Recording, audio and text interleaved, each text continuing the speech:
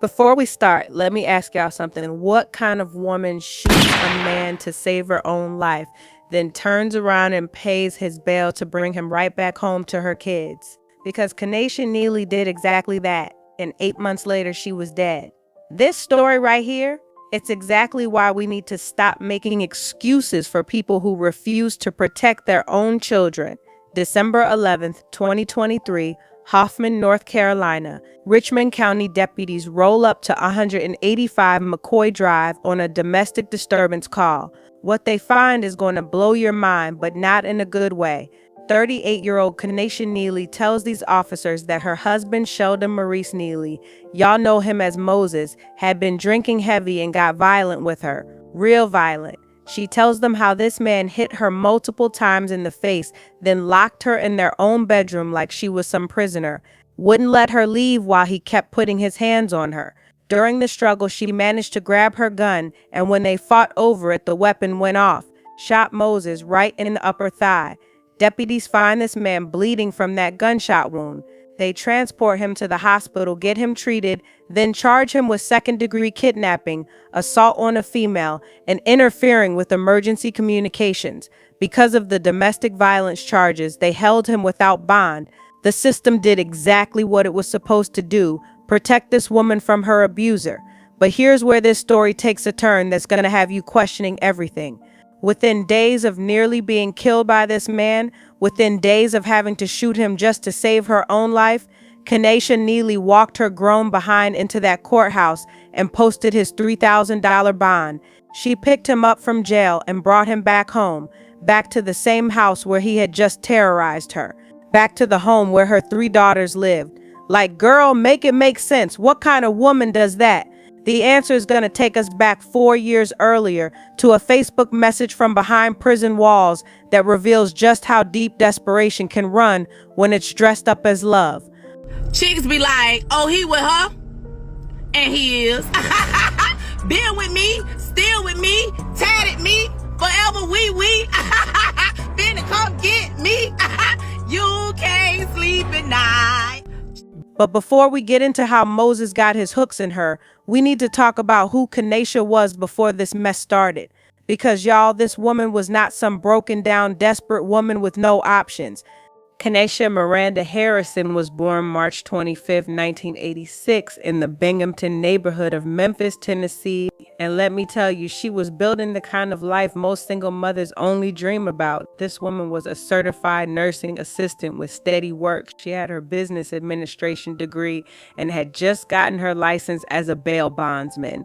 The irony in that is thick because that same process she learned would be what she used to free the man who would eventually destroy her life. According to the GoFundMe page that was set up after her death, Kenesha wore many hats and made many accomplishments, but of them all, she was most proud of being a phenomenal mother to her 3 beautiful daughters. This wasn't some woman living paycheck to paycheck with no self-worth. This wasn't somebody with limited options or low confidence. Kenesha was an educated homeowner with multiple career paths who had clawed her way to stability as a single mother. She had her stuff together, period. So what happened? How did a woman who had everything going for her end up dead over a man who brought absolutely nothing to the table but a criminal record and violence? In late 2019, Kenesha got a Facebook message that would change everything. The person sliding into her DMs was Moses Maurice Neely, a 46-year-old inmate serving a 12-year sentence for assault with a deadly weapon with intent to kill. But Moses wasn't just some random prisoner shooting his shot. This man had been perfecting the art of manipulation for decades. His criminal record went all the way back to 1994, starting with damage to property and possession with intent to sell controlled substances.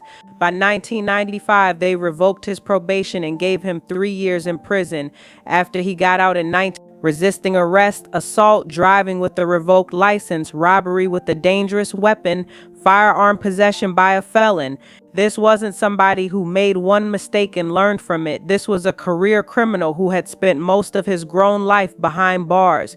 His most recent conviction, the one he was serving when he contacted Kenesha, came in 2010 for assault with a deadly weapon with intent to kill, inflicting serious injury and possession of a firearm by a felon.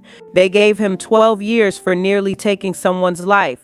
Yet somehow, from behind those prison walls, Moses managed to convince an accomplished, educated woman that he was exactly what she needed. How did he pull that off? Let's look at what Kenesha herself said about how this whole thing started. She posted about it on social media. He hit me on Facebook like, "Let me take you out," knowing dang well he was incarcerated. Now, most women with sense would have blocked him right there, but Moses was smooth with it. Since he couldn't take her on a regular date, he got creative. Kenesha explained it like this: "He took me out over FaceTime, sent the money and everything. Those dates became our moments." Y'all, do you see what happened here? This man had nothing but time to focus entirely on Kenesha. No other women competing for his attention, no job stress, no daily responsibilities. He could spend hours crafting the perfect messages, perfecting this whole reformed man act, making Kenesha feel like she was the center of his universe, and it worked. Their courtship was all phone calls that went on for hours, prison visits that became the highlight of Kenesha's week, and increasingly over-the-top displays of commitment from a woman who was falling hard for a fantasy. The relationship moved fast. Too fast. Moses proposed to Kenesha not once, but twice. She said no the first time, but when he asked again, she said yes. And on December 17, 2021, they made it official in what can only be described as the most telling ceremony you could imagine, a prison wedding. Let that sink in for a minute. Kenesha stood in a correctional facility surrounded by guards and other inmates and pledged her life to a man serving time for nearly killing someone with a deadly weapon. But in her mind, this wasn't a red flag waving right in her face. This was romance. She posted about it. "Yes, I'm extra, and yes, we are celebrating every milestone. Happy 30 days of marriage. In our situation, it's definitely not the easiest, but we do this, and if I had to do it all over again, I still would choose you. The love of my life, my best friend, my business advisor." Did y'all catch that? In our situation. Even Kenesha knew their circumstances weren't normal. But she convinced herself that love could overcome anything, including decades of violent criminal behavior. She kept posting, "There's absolutely not another man in this world that can love me like you. You still give me butterflies after almost 2 years and headaches, but you'll never have to question my loyalty regardless. How hard it is to love you, I won't give up." Girl literally admits it's hard to love this man, but she's framing her stubbornness as loyalty instead of recognizing it as a warning sign that she needed to run.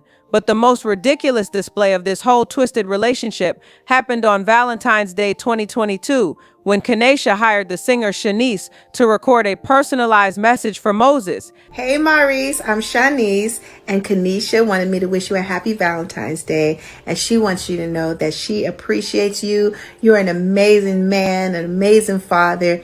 You are her best friend, and she loves everything about you. Hold up, amazing father? This man had never been a father to her children. He was sitting in a prison cell, but Kenesha was already positioning him as a father figure to her 3 daughters. Moses was set to be released in September 2022, and Kenesha spent months preparing for what she thought would be the beginning of their perfect life together. The delusion got so deep that for Father's Day 2022, while Moses was still locked up, she posted this: "Happy Father's Day to my kids' father and my husband. You provide support, protection, and love to them. They know they can depend on their father. They may not be yours biologically, but you have stepped up from day one. We love you, and this is the last Father's Day we will have to celebrate apart. So I paid for your first trip on me. This is all you've been talking about, rental and hotel, and yes, I upgraded all the packages for the king you are." She booked a 5-night stay at an Atlantic City resort for his release. She's giving this man credit for providing support, protection, and love while he's sitting in a prison cell, unable to provide anything except phone calls and letters. When family and friends questioned her spending thousands of dollars on a man who had given her nothing in return, Kenesha got defensive. Let's be real, I don't like when y'all ask my husband for anything and he's locked down. Y'all didn't visit or make sure any of his kids were taken care of the entire time he was gone. The nerve. I'm big on loyalty, and you had 13 years to show your loyalty. His wife. She signed that post, his wife, while defending a convicted felon against the very people who were probably trying to protect her from making the biggest mistake of her life. September 12, Moses Neely walked out of prison after serving his 12-year sentence, and Kenesha welcomed him with open arms into the home she had bought, into the life she had built, into the world of her 3 daughters. The fairy tale lasted exactly 0 days. For a man who had spent over a decade being told when to eat, sleep, shower, and move, civilian life presented challenges Moses had no interest in overcoming. Simple adjustments like sharing household responsibilities, contributing financially, or adapting to family life with children, that wasn't happening. But Kenesha stayed committed to her fantasy. By their first anniversary, she posted, "Happy first anniversary to the best husband in this world. Every day hasn't been sunshine, but through this year of learning each other, at the end of it, I realized I married my best friend, and absolutely no one will love me like you do besides God. You go so hard to make sure I'm happy. You try to keep me balanced, and when all else fails, I know I got you. 1 year down and a lifetime to go. Thanks for this trip. I needed this so much, and you knew just how to reset me. I love you, honey." Girl, even in her anniversary post, she's admitting there are problems. But instead of recognizing these as red flags from a violent man who can't adjust to freedom, she's calling it learning each other. Make it make sense. The cracks in their relationship became impossible to hide when neighbors started hearing the arguments. That peaceful home Kenesha had created for her daughters turned into a war zone. But hey, love conquers all, right? Despite everything falling apart around them, Kenesha got pregnant in late 20. On Valentine's Day 2023, she made this heartbreaking announcement. "Yesterday we lost our child, but we didn't lose each other. No one said this journey wouldn't have its ups and downs, but I wouldn't want to go through life's trials with no one but you. I love you. Thanks for being everything you are and were in this process. I married my person. Yes, I'm your forever Valentine." But Kenesha was determined to have Moses's baby. By early 2024, she announced another pregnancy, and complications hit immediately. Preeclampsia made her pregnancy high risk from the jump. On June 23, 2024, just 6 weeks before her death, Kenesha gave birth prematurely at 30 weeks. Baby Kamari had to stay in intensive care for over a month. While Kenesha was splitting her time between hospital visits and caring for her older daughters, Moses was getting more unstable by the day. Neighbors were reporting more arguments, and his behavior was becoming more controlling. Finally, on July 24th, baby Kamari was healthy enough to come home. This should have been a celebration. Instead, Kenesha was walking on eggshells in her own house, trying to manage a newborn, protect her older daughters, and keep an increasingly volatile man happy. But we still haven't reached the moment that shows you everything you need to know about this situation. December 11, 2023, the night when Kenesha literally had to shoot Moses to save her own life. According to police reports, Moses had been drinking heavy that day and was getting more agitated as the hours went by. When the argument started, neighbors initially thought it was just another one of their typical fights. But this time was different. Moses' rage went way beyond yelling. He hit Kenesha multiple times in the face, then did something that shows you exactly who he really was. He locked her in their bedroom. Think about that. This man physically prevented her from leaving while he continued beating her. Kenesha, trapped and being assaulted, managed to grab her gun. During the struggle over the weapon, it went off, hitting Moses in the upper thigh. When deputies arrived, they found Moses bleeding from that gunshot wound. The evidence was clear as day. This was domestic violence that had escalated to the point where this woman had to shoot to save her life. They took Moses to the hospital, and as soon as he was discharged, they arrested him. He got charged with second-degree kidnapping, assault on a female, and interfering with emergency communications. Because of the domestic violence nature of the charges, they held him without bond. The system worked exactly like it was supposed to. A violent man who had trapped and beaten his wife was locked up with no way out. But then Kenesha made the decision that has everybody who hears this story scratching their heads. She posted his $3,000 bond and brought him home. Let me tell you something. When God gives you an out, you take it. When you have to shoot somebody to save your own life, that's not a red flag. That's a whole parade of red flags with sirens and flashing lights telling you to run. But instead of running, instead of protecting her children, instead of recognizing that she had literally just experienced what this man was capable of, Kenesha bailed him out. Why would somebody do that? How do you shoot a man in self-defense, then pay to get him out of jail? The answer is in understanding the psychological game Moses had been running on Kenesha for years. He had convinced her that she was the problem, that her actions caused his violence, that if she just loved him better, supported him more, believed in him harder, he would become the man she needed. So when she shot him, she didn't see it as proof that he was dangerous. She saw it as proof that she had failed him. When he got arrested, she didn't see the system protecting her. She saw another obstacle to their love story. This woman posted bond because she had been mentally beaten down to the point where she blamed herself for nearly getting killed. But posting bond wasn't enough for Moses. He wanted Kenesha to publicly show that she still believed in their relationship. So she did what she had been doing for years. She performed their happiness on social media. Within days of shooting her husband in self-defense, Kenesha was back to posting about their unbreakable love as if nothing happened. The woman who literally had to shoot this man to save her life was posting romantic messages about their bond. Moses came back to that house with a whole new understanding of his power over Kenesha. She had shot him in self-defense and still brought him home. In his twisted mind, this was proof that he owned her completely. The dynamic shifted. Moses became more controlling, more demanding, more certain that Kenesha would put up with anything he did. After all, she had already proven there were no consequences he couldn't manipulate his way out of. Neighbors noticed the arguments became more frequent and more intense. Where before there might be days or weeks between fights, now there were heated exchanges almost daily. The sounds of shouting, doors slamming, and things breaking became normal on McCoy Drive. But Kenesha kept up her social media act, posting messages that got more desperate in their fake positivity. She was trying to convince the world and herself that everything was fine while living in a pressure cooker that was building toward an explosion. The birth of baby Kamari in June 2024 should have been a new beginning. Instead, it became the final trigger for Moses' complete breakdown.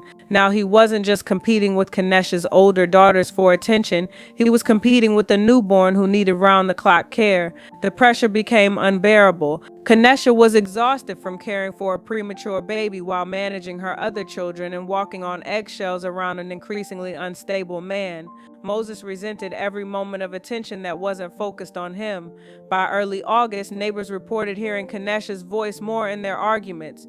Where before she had been trying to calm situations down, now she was fighting back. Family members later said Kenesha had started talking about divorce. For the first time since that Facebook message in 2019, she was putting her children's safety over Moses' feelings.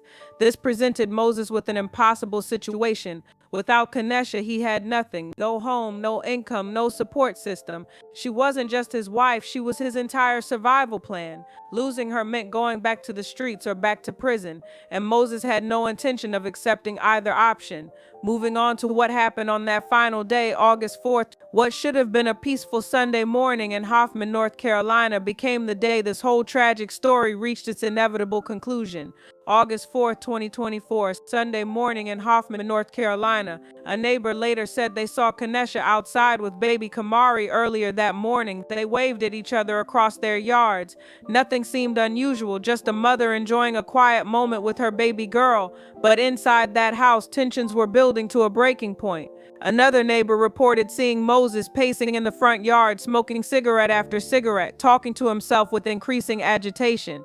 The argument started sometime around midday. At first, nobody was particularly worried. These two argued all the time. But this argument was different. This time, Kenesha wasn't backing down. Phone records show she called her mother that afternoon, arranging for her to watch baby Kamari. Kenesha's older daughters, Aaliyah and Jayla, were already staying with relatives, a decision that ultimately saved their lives. Around late afternoon, neighbors saw Kenesha leaving the house with the baby, taking Kamari to her mother's as planned. Family members said she seemed tense but determined during that brief visit. When she came back home alone, she sat in her car for several minutes before going inside, like she was gathering courage for what she knew was coming. The moment she walked back into that house, the argument picked up right where it left off. But this time, neighbors could hear Kenesha's voice clearly through the walls. "I want you out. We're done." Those were the last words anyone would hear Kenesha Neely speak. What happened next can only be pieced together from the evidence at the scene. Multiple neighbors called 911 reporting gunshots from the Neely residence. Richmond County Sheriff's deputies arrived at 185 McCoy Drive to find a house that had gone completely quiet. They announced their presence but got no response. Following protocol, they started clearing the house room by room. When they reached the master bedroom, they found the door locked from the inside. As officers tried to get through that door, they heard a single gunshot from within the room.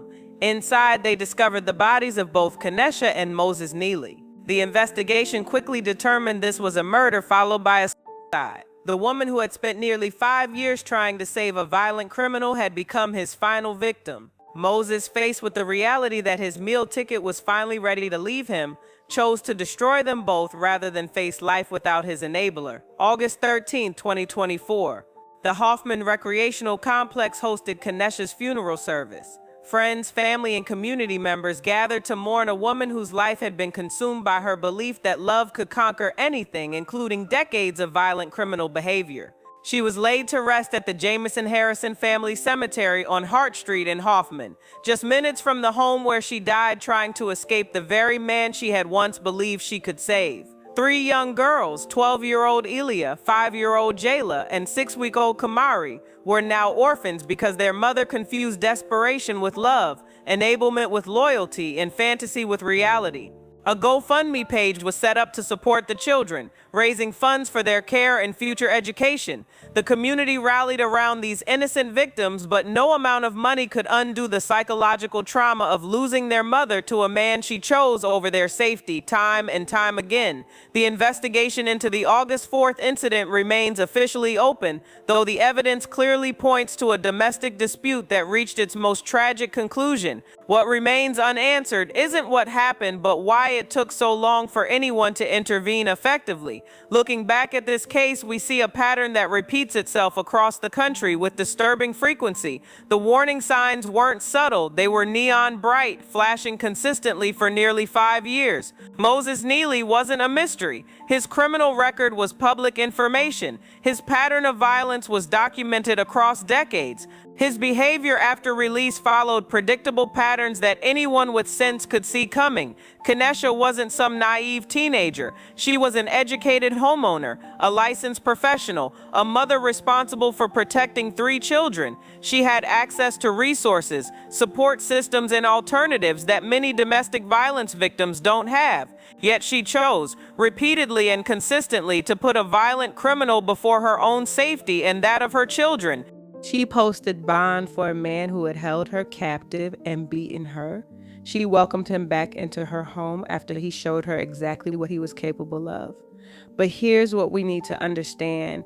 Kenesha's story isn't unique. Across social media platforms, every day we see similar relationships playing out. Women who mistake criminal behavior for excitement, violence for passion, and control for love. The real tragedy of this case isn't just that it happened, it's that it was completely preventable. Every single person in Kenesha's life could see what she refused to acknowledge. Every red flag was visible. Every warning sign was present. Every opportunity to change course was ignored. Let me tell you something. Some people are in prison for very good reasons. Criminal behavior is typically a pattern, not a mistake. And no amount of love, money, or wishful thinking can transform someone who has no desire to change. Sometimes the most loving thing you can do is walk away. Sometimes protecting your children means accepting that your fairy tale ending doesn't exist. Sometimes believing someone when they show you who they are the first time can save your life. Kenesha never got the chance to walk away in the end, but her story can serve as a warning to others who might be tempted to believe that their love can conquer someone else's violence.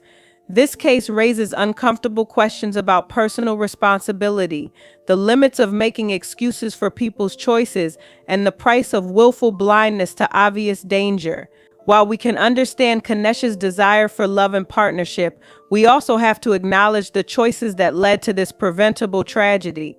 The story of Kenesha and Moses Neely isn't a love story gone wrong. It's a cautionary tale about what happens when desperation dresses up as devotion, when enabling gets confused with loyalty, and when the desire to be loved overrides the instinct for self-preservation.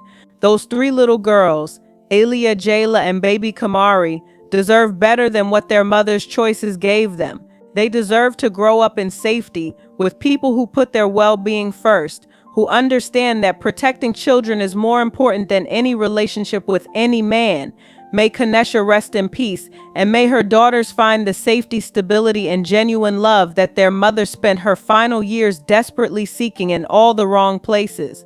Y'all, this is exactly why we need to have these conversations. This is why we need to stop making excuses for people who refuse to protect their children.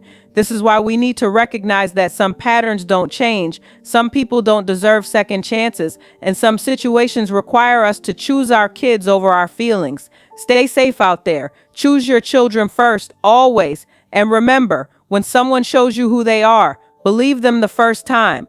I'll see y'all in the next episode of Unheard Cries TV. Don't forget to subscribe and share this story because somebody needs to hear it.